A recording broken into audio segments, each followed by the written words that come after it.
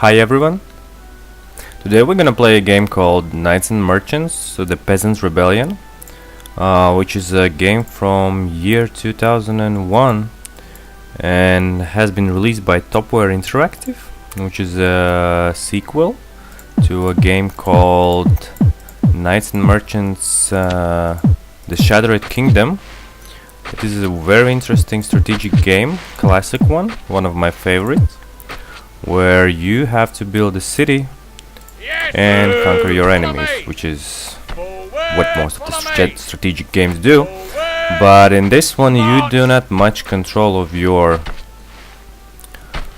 peasants and industries and economics within your city. You just build it and mostly work around with your army, which I'm doing right now with my scout.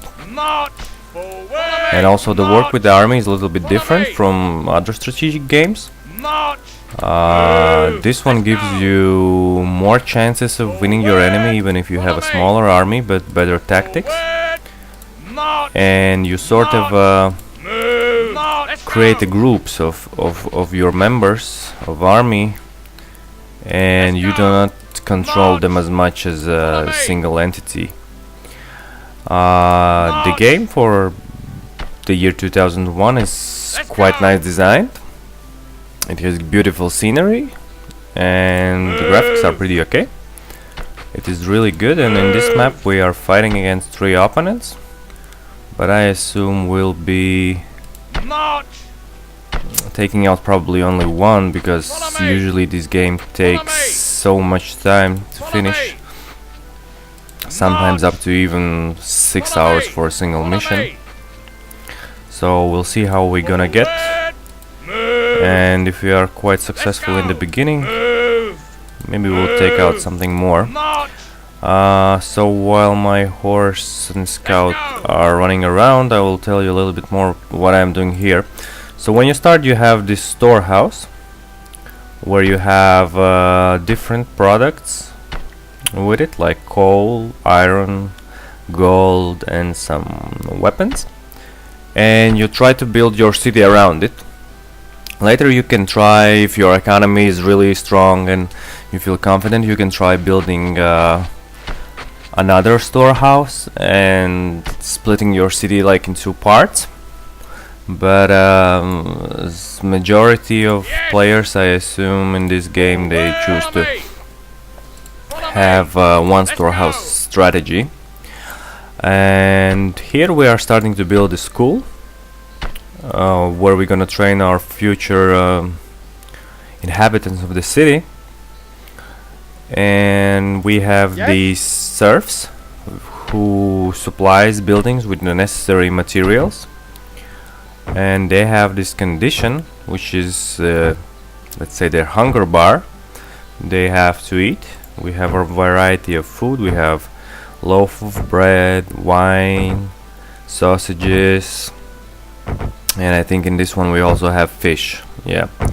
What is nice, why I love the second part a bit more than the first part, they have this so-called speed button, which you press F8 and this speeds up the process of the gaming, and people start to run around and build everything faster, because otherwise you have to wait for it almost for certain amount of time, and this game doesn't happen so fast. The second part, I think it was only in the second part they invented also the multiplayer, which is kinda nice. You can play with your friends, but sometimes it gets as a Monopoly game. You're stuck with it like for 4 hours, and it doesn't happen so fast, and they still have a lot to work out on that. But I mean, nothing more I think for this game is coming in the future years. So yes, our school is done, and we have to build a place where people can eat. So we are building an inn, and these are our laborers. they go and start digging, and then the serfs bring them some materials and they build whatever they are needed. Meanwhile, while they are building, we'll just, scout a bit around and maybe speed up the process, because I haven't found yet a single enemy. The map is really huge, but for us it doesn't matter, because all the buildings, they have to be connected with roads, and we just cannot go somewhere here and start building something, because there is usually only one city. I don't know, maybe there are strategies how you can avoid it and build somehow differently, but as far as I have seen, I never seen anything like that before. So the game sometimes actually crashes for me, so I will try to save it. I have tried to play one mission before and it did actually crash sometimes. So this is where we build iron mines to get some iron for our armor and build a more competitive army, and then just simply with the wooden armor. This one is coal, which is one of the main resources in the game. You need to use it for different types of heating of materials. So we see here a road, means probably there is an enemy, and I assume they also will have way more bigger army than we do right now. But no, which is actually a surprise for me. So the people are bringing food right now, and while they do so, we will build a place from where we will gather rocks. So we were setting up 2 quarries. So while they do that, I'll just make my road wider. We will check out what else is here. What else is here? So they have a school and they have a hell of an army, just it's stuck already here. What is funny with the AI, it usually has way more army than you do, even in missions, because the game is really nice in a part where you can win battles with a small army. If you properly put your archers in the positions and know how to control your axemen, they go against horses, you put in the front some pikemen and stuff like that. Sometimes even when you start a mission and you have like a tiny army and the enemy has a large one, you can succeed the mission without even trying to build up your city, and just go straight forward, attack the enemy and win him. And that was quite popular in the first part, the Shattered Kingdom, which was actually one of my favorite games back in the days, and one of the first games I ever bought on my personal computer. And they have changed it a bit in the part 2, so you don't win your enemy straight away. Oh no, you don't get me today. Yo, as you see how they are stacked up. They are like small battalions, and they're not like an individual army unit standing around. They are small battalions, and so yeah, you make group of those people and then you try to attack. So we're gonna move a bit fast forward. Okay, we already built 2 quarries. Now we gonna try to build woodcutter's house. So woodcutter's house probably will be here. So we have those pines here, and we will build a second one where we could put it somewhere here, I guess. One of the main issues with this game is to build properly roads, because they are key to success. They determine how fast your materials move out through the city. So I like them to be wider, so the peasants and serfs, they don't stuck with each other, so they move the materials at the proper speed. And I tried to somehow plan the city already in the beginning. So I think, okay, here we have coal, we will have here some miners, here we have some gold veins, we will build some gold here, and in the middle we will put some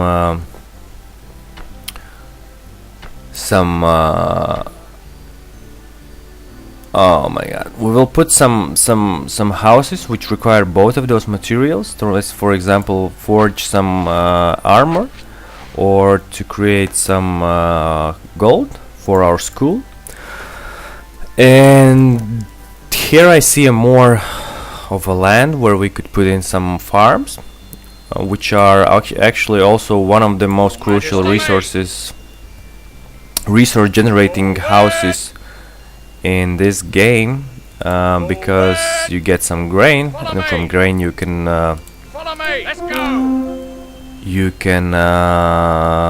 build and create bread, and you can feed the pigs.